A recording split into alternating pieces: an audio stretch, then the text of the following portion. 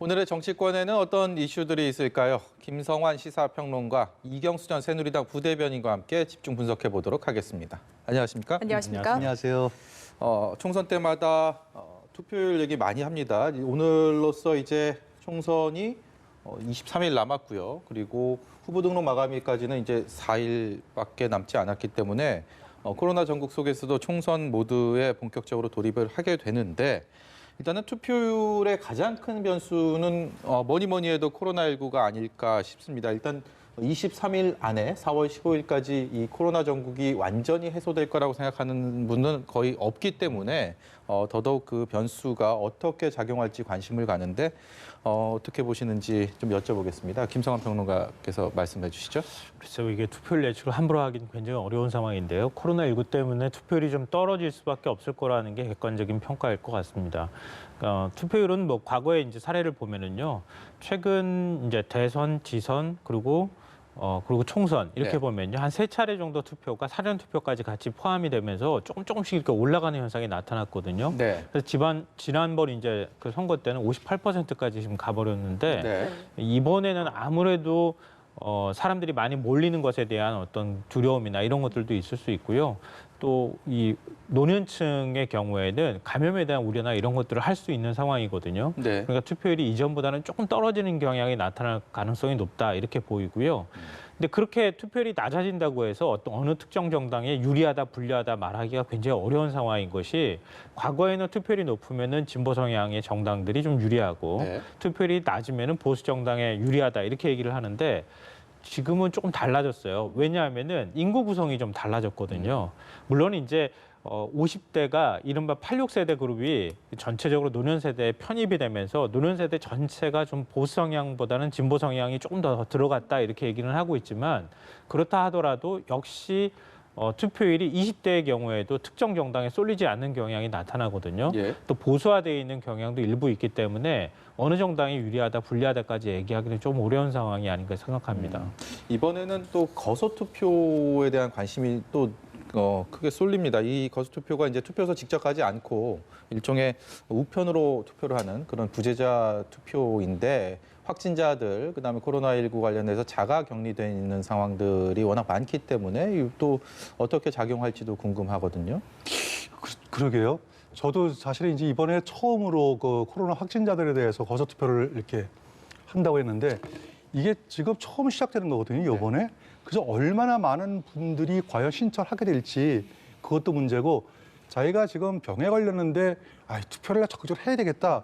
과연 그런 마음이 들까 하는 생각이 들어서, 아까 우리 김성환 평론가께서 분석하신 대로 저는 이번에 대폭 떨어질 것 같아요. 거의 20대 총선이 한 58% 정도 됐는데 저는 50%를 간 넘지 않을까.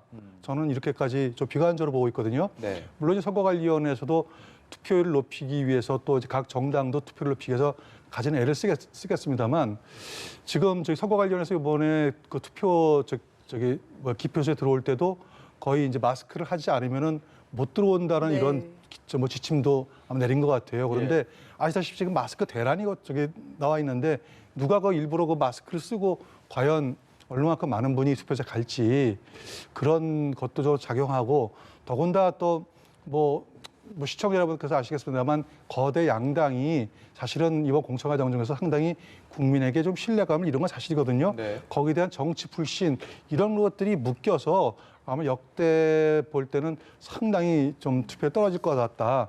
굉장히 우려스러운 마음을 금할 수가 없습니다.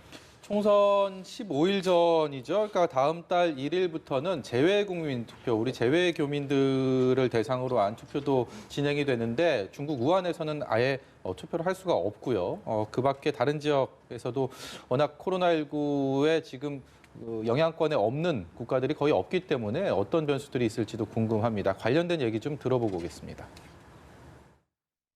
이번 총선에서 해외 유권자는 119개국에 17만 명이 넘습니다. 재외 국민 투표는 현지에서 4월 1일부터 6일까지 닷새 동안 하게 돼 있습니다.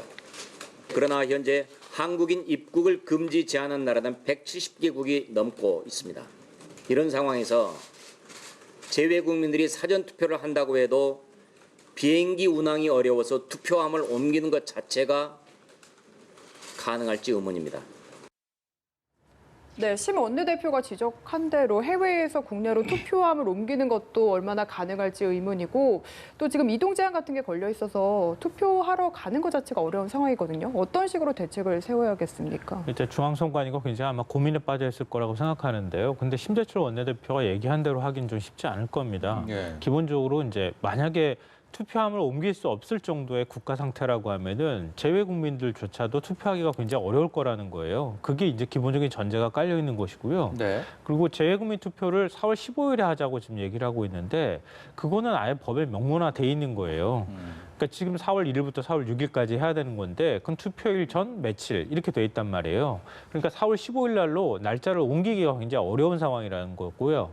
그리고 각 현지에서 개표를 하는 것은 가능하다고는 설명을 하고 있지만 과연 개표를 하는 게 나중에 가서 불공정 시비나 이런 것들이 휘말릴 가능성이 있기 때문에 예. 그렇게 위험한 선택을 해야 할 것인지 이런 부분에 대한 우려가 여전히 남아 있습니다. 네. 그러니까 현재 상황으로는 사실 좀 답답한 상황이라고 봐야 될 것 같아요. 네. 그러니까 중앙선관위가 재외국민들한테 적극적으로 투표권을 행사하라고 해도 투표하러 오기도 어렵고 그렇다고 해서 투표 날짜도 바꾸기 어렵고 현지에서 개표를 하기도 어려운 이런 상황에 놓여 있어서 일단은 가능한 국가를 중심으로 해서 당초 방식대로 투표를 하고 그리고 기표한 그 투표 용지를 최대한 하여튼 옮기는 방향으로 외교부나 이런 곳에 협조를 적극적으로 좀 해야 할 필요가 있지 않을까 생각합니다. 네.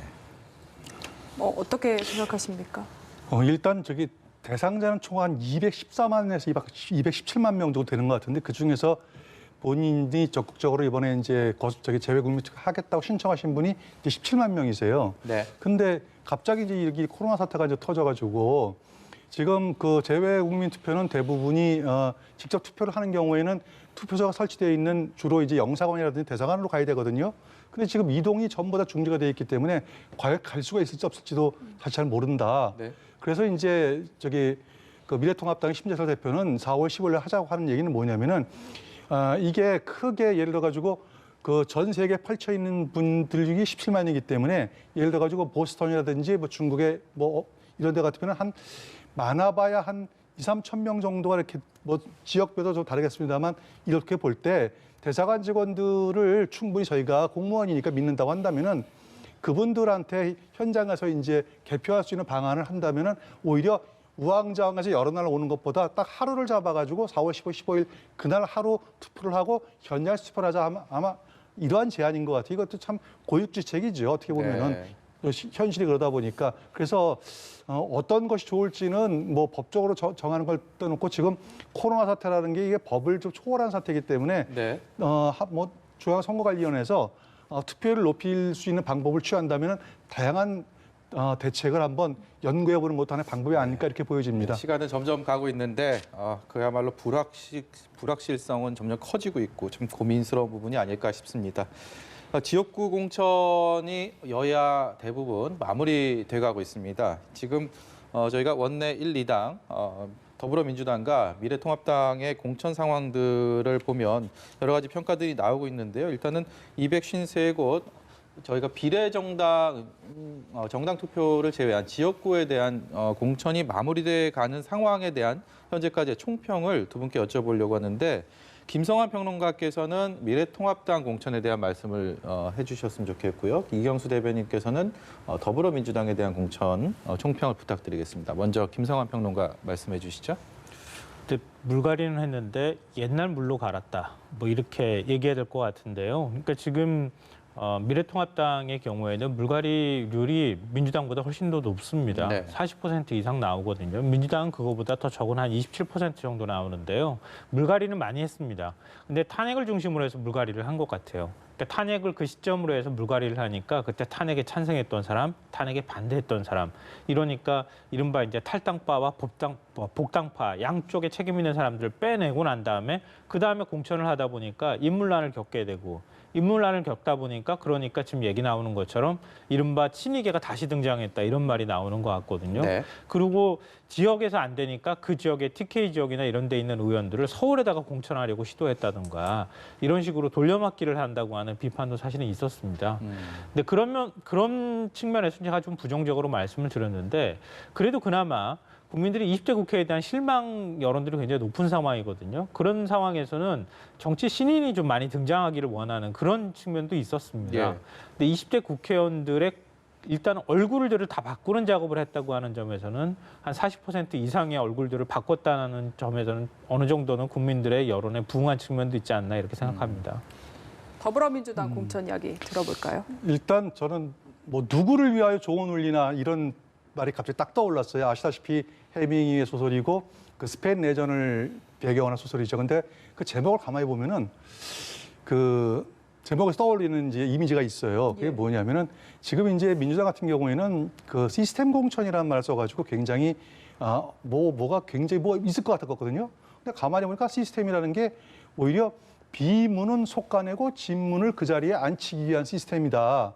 저는 굉장히 비관적으로 보여져요. 예. 특히 예를 들어 가지고 물론 뭐 정당이라는 것이 다양성이 꼭 있어야 된다고 저는 보지는 않습니다. 그럼에도 불구하고 예를 들어 금태섭 의원 같이 어떤 좀 민주당 내에서 비교적 뭐 이렇게 좀 어떤 정의의 목소리 또 다른 목소리 소신 이런 있는 소신 목소리. 있는 목소리 예. 이런 목소리가 나오는 것에 대해서 그걸 끊임없이 속아내지 못해가지고 결국은 정봉주 전 의원 전 의원이 갔다가 물러가고 그랬으면은 그냥 공천하면 되는데 거기다 다시 또 추가 모집을 해가지고 뭐 당원 투표라는 방식을 통해서 했다든지 그 다음에 제가 조금 이따 또 얘기하겠지만 예를 들어 이종걸 의원 같은 경우에는 비례한국당인가 거기서 윤주경 독립기념관장을 일본에 했지 않습니까? 이 민주당 같은 경우에는 이종걸 의원이 굉장히 상징적인 인물이에요. 아시다시피 이종걸 의원 같은 경우에는 그 이회영 독립운동가의 종손이거든요. 네. 이시영 부통령의 작은 할아버지가 되죠. 이런 분을 갖다가 탈락시켰다? 물론 경선이란 명예를 써서. 근데 예. 문제는 이분이 비문이라는 사실이에요. 그러다 보니까 오히려 뭐 반일운동하자 죽창 들자고 하던 사람들이 거꾸로 독립운동가의 종손을 상징적인 인물을 컷업시켰다? 이걸 어떻게 설명해야 될 것인가? 그래서 과연 이게 이 시스템 공천이 누구를 위하여 조공을 울리는 것인지 저는 굉장히 의문을 가지지 않을 수 없습니다. 네. 그 친문 색채가 강화됐다는 점을 좀 비판을 해주신 것 같고요. 여기에 더해서 지금 보면은 청년층에 대한 배려를 확대하겠다라고 얘기를 했거든요. 근데 만 45세까지 해당하는 청년층의 지금 비율이 좀 처참한 수준입니다. 어떻게 보십니까? 그래서 저는 이번에 좀 4대 공천이 이루어져야 한다고 얘기를 했던 입장이고요. 그러길 또 기대했습니다. 특히 이제 여성 공천율도 좀 더 높아져야 한다고 생각했고요. 네. 그런데 결과적으로 보니까 뭐 자유한국당은 뭐 비롯해서 뭐 물론이고 민주당조차도 지금 청년들이 거의 뭐 살아남지 못했다고 해도 과언이 아니거든요. 네. 특히 여성 공천 비율도 한 13% 정도밖에 안 되고요. 네. 근데 이게 과연 맞는 건지 그러니까 저는 이번에 이제 그 공천하는 과정에서 코로나19 사태가 터지지 않았습니까? 이 이슈도 다 없습니다. 이슈가 전혀 없는 선거가 됐어요. 그러니까 코로나19만 남아있고 이슈도 없고 국민들한테 공약도 없고 네. 그리고 그냥 선거만 치러야 되는 이런 이상한 선거가 지금 돼버렸다는 겁니다. 그리고 그 이전에 뭐 이른바 조국 사태를 거치면서 공정이라는 화두 또 이 86 그룹이라고 하는 86 그룹이 좀 어느 정도 이제 기득권 위치를 차지했기 때문에 뒤로 좀 물러나주고 한 40대나 30대가 좀 적극적으로 국회에 입성할 수 있도록 도와줘야 한다고 하는 목소리가 있었는데 네. 그런 부분도 사실은 코로나19 사태에 묻혀가면서 정치권이 은근슬쩍 그냥 다 넘겨버렸다는 거예요. 네. 이걸 뭐 각 당에서 일부러 이런 방식으로 그냥 갔는지는 제가 알 수는 없지만 결과적으로 보면은 코로나19 사태에 국민들이 시선이 쏠려 있는 사이에 그냥 본인들 스스로가 원하는 공천을 다 해버렸다. 이렇게밖에 비판을 할 수가 없는 상황인 것 같아요. 네. 그러니까 뭐 아무것도 지금 변한 게 없는 그러니까 혁신의 움직임도 나타나지 않고 그냥 원래 우리 당을 지지했던 분들만 지지를 하길 원하는 뭐 이런 방식으로의 어떤 그 지금 선거운동을 펼치고 있지 않나라는 측면에서 저는 굉장히 실망스럽게 생각합니다. 비례정당 얘기를 좀 넘어가 보겠습니다. 미래한국당 얘기인데요. 저희가 앞서서도 국회를 연결해서 소식을 전해드렸지만 미래한국당이 홍역을 앓은 끝에 비례대표 명단을 새로 작성해갖고 곧 오늘 중으로 아마 확정 발표가 될 것 같습니다. 현재까지는 윤주경 전 독립기념관장 그리고 이번에 윤창현 전 한국금융연수원장을 공천할 것으로 알려졌고 거기에 대한 지금 최종 심사를 하고 있는데 일단은 이런 일련의 이제 죄 조정에 대해서는 어떤 평가를 하시는지 좀 궁금합니다. 저는 제조적이 당연하다고 보는 사람이에요. 왜냐하면은 예를 들어가지고 이제 뭐 국민에서 다 아시지 않습니까? 비례한국당에는 뭐 저기 그 미래통합당의 글자 그대로 뭐 자회사, 그래서 자회사인데 자회사가 모 회사의 어떤 경영 방침을 갖다가 벗어나서 거기에서 뭐 독자적으로 하겠다 하는 거는 그건 좀 말이 안 되는 거죠. 네. 그다음에 그럼 결국 뭐냐면은 과연 이 선거를 어떻게 보아야 되는 하는 그 선거에 대한 기본적인 개념, 그다음에 어떤 분들을 공천을 해야만 그 개념에 맞고 선거 전략에 맞느냐 하는 그런 것도 전혀 고려하지 않은 솔직히 말해서 엉터리 공천이었어요. 지난번 공천은요. 특히 아까 제가 뭐 방금 제가 말씀드린 바가 있습니다만 윤주경 독립기념관장 같은 분은요. 대단히 중요한 상징성을 가져요. 지금 반일 한일 관계 굉장히 이 저기 불투명한 가운데에서 독립운동가의 후손을 갖다가 일본에 세운다는 것은 굉장히 중요한 의미를 갖고 말씀드렸습니다만 이종걸 의원 같이 정말 상징성 있는 분은 탈락한 것은 얼마나 대비가 됩니까? 네. 근데 이런 분을 갖다 뒤로 뺐다? 이거는 선거를 망치자는 얘기죠. 그 말이 안 되는 것들 갖다가 그동안 했어요. 그러면서 무슨 뭐 저는 한성규 전 대표나 공병호 전 공관위원장 이분들이 과연 제정신인지 아닌지 저 의심할 정도로 굉장히 좀 비판적이었습니다.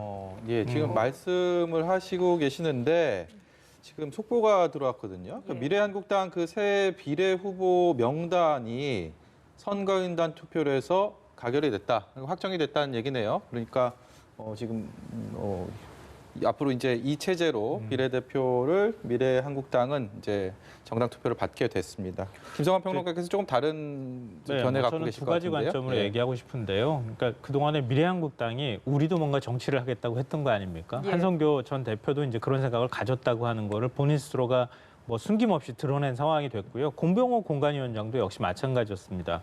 그런데 만약에 미래통합당이 새로운 당대표를 보내고 또 새로운 공관위원장을 통해서 새롭게 비례대표 순번을 정한다 하더라도 기존에 있는 공천을 받았던 미래한국당 쪽을 완전히 다 무시해버리면은 아마 더 큰 갈등이 생겼을 가능성이 있다는 거죠. 네. 근데 지금 공천한 것들 보면 상징성은 통합당이 어느 정도 가져가고 네. 기존에 한국당에서 공천을 받은 인사들도 적절히 배치하는 예. 모습들을 보였거든요.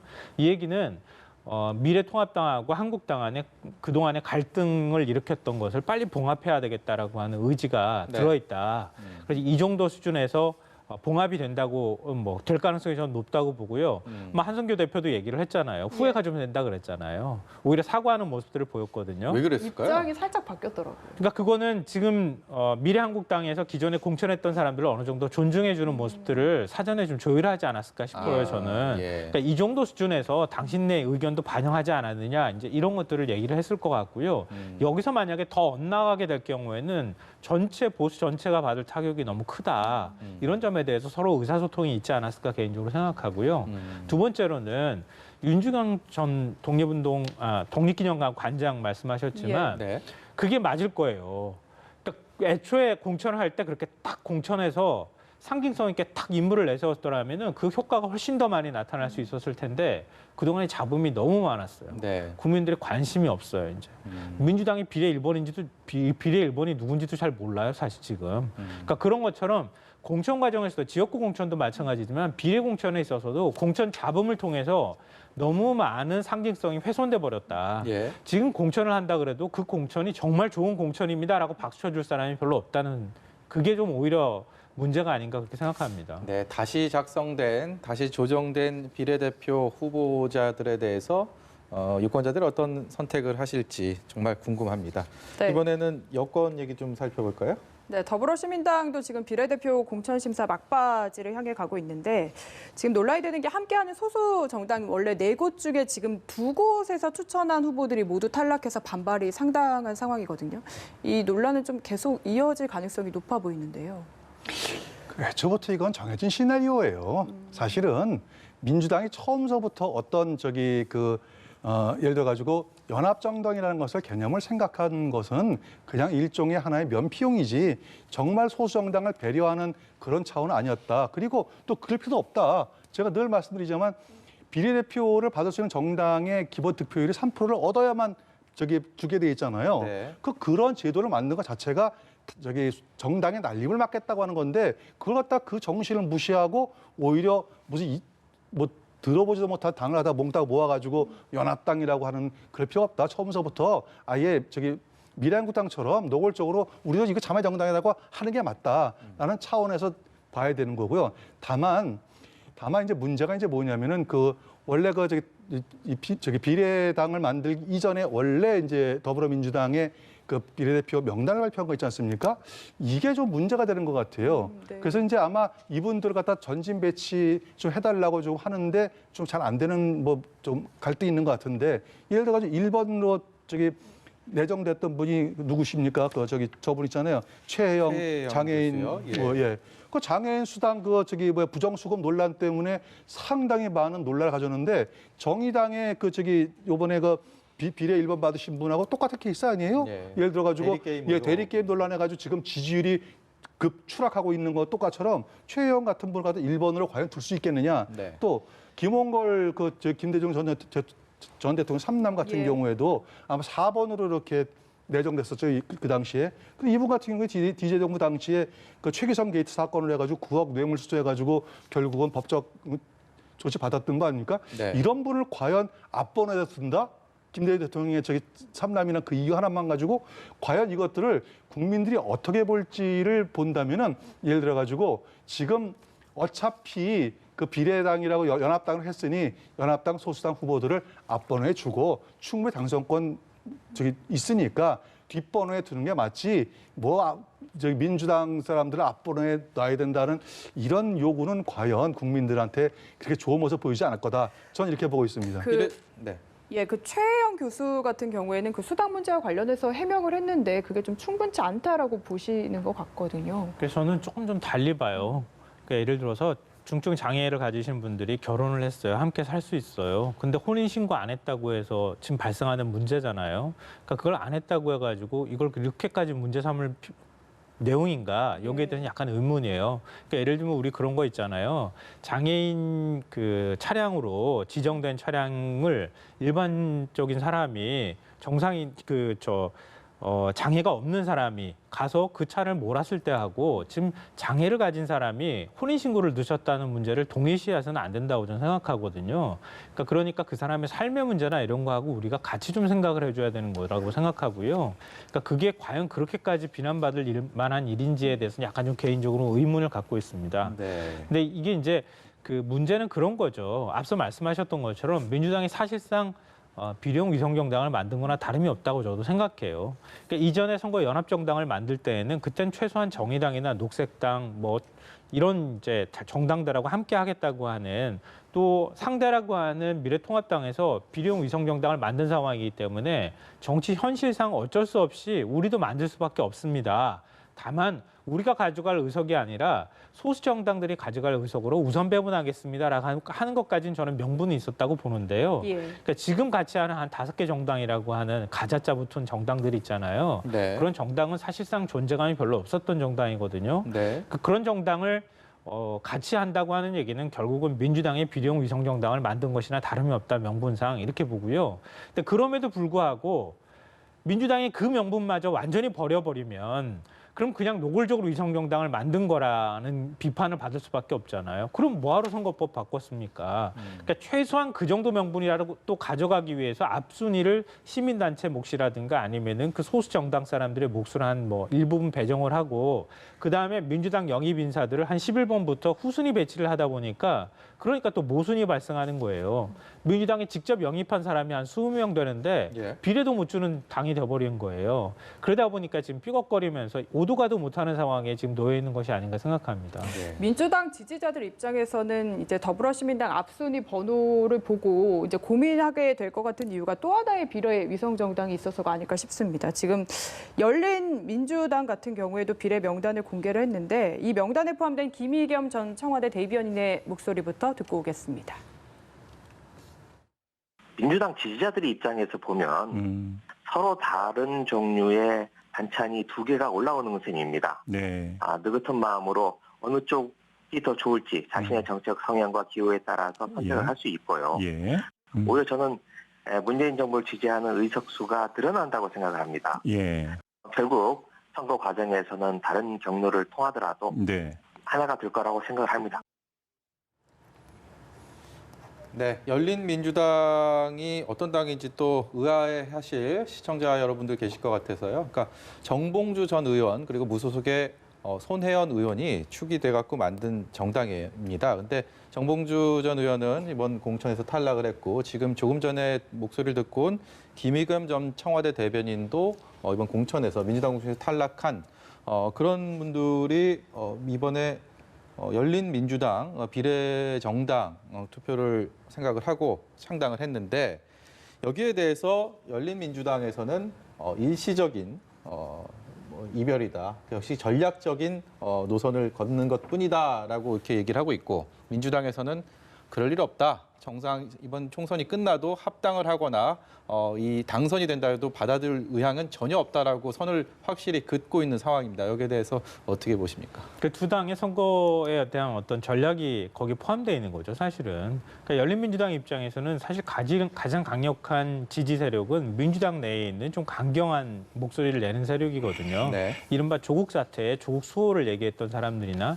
아니면 조국 수호와 함께 얘기했던 검찰 개혁의 완결 과제를 수행하겠다라고 하는 그런 목소리들이란 말이에요. 네. 그러니까 열린민주당 입장에서는 민주당하고 최대한 친화력을 발휘해서 그 사람이 우리 사람입니다 이렇게 얘기해야 될 필요가 있는 거고요.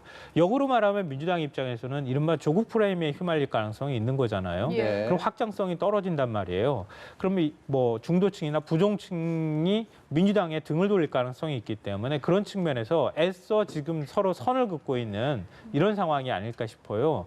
근데 언젠가 다시 만날지는 모르겠지만 이게 안 만날 가능성도 저는 여전히 있다고 봐요. 선거 예. 끝나고 난 다음에 뭐 만나가지고 뭐 통합론이는 다시 시작하기는 하겠지만 그때 가서 어떤 국면이 만들어지느냐에 따라서 아예 안 만나고 별개로 하면서 같이 만났다 헤어졌다 하는 작업을 할지 연합, 안 할지 예. 연합 형태로 갈지 아니면은 한 몸으로 그냥 합쳐질지 이거는 아직까지는 장담하기 어려운 상황이라고 생각합니다. 네. 네.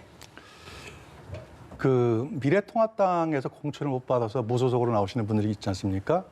이분들은 선거가 끝난 다음에 당선되더라도 미래통합당에 들어가기가 어려울 거예요. 왜냐하면 야당이니까. 야당이니까 예. 그렇습니다. 그런데 여당 같은 경우에는 예를 들어가지고 단 한 석이 아쉬워요. 법안을 통과시켜도 예산을 통과해야 되지 않습니까? 지금은 뭐 절대로 선거 끝나면 통합 안 한다 뭐 한다지만 제가 볼 때 선거 끝나자마자 제일 먼저 손 내밀걸요? 장담합니다. 네. 그리고 왜 이와 같은 일들이 자꾸 벌어지느냐? 왜 이 선거법 때문에 있어 선거법 때문에. 근데 이 선거법 왜 이 엉터리 선거법 된 거죠? 공수처 만들으라고 이 엉터리 선거법을 다 만들어 놓은 거 아닙니까? 1+4 체제 만들어가지고 이렇게 네. 선거법을 완전히 엉망진창으로 만들어 놓은 과연 민주당 국민들한테 올바른 선택 받을 수 있을지 모르겠습니다. 네. 저희가 대담을 나눈 중에 앞서서 미래한국당의 새 비례대표 후보 명단이 선거인단 투표에서 가결됐다라는 소식을 전해드렸는데요. 더불어시민당의 비례대표 후보 34명도 권인숙, 윤미향 후보를 포함해서 그리고 최혜영 교수와 김홍걸 후보 등 민주 후보가 다수 포함된 34명의 후보 명단을 확정했다라는 소식을 전해드리면서 오늘 대담 여기까지 듣도록 하겠습니다. 지금까지 김성환 시사평론가, 이경수 전 새누리당 부대변인이었습니다. 고맙습니다. 감사합니다.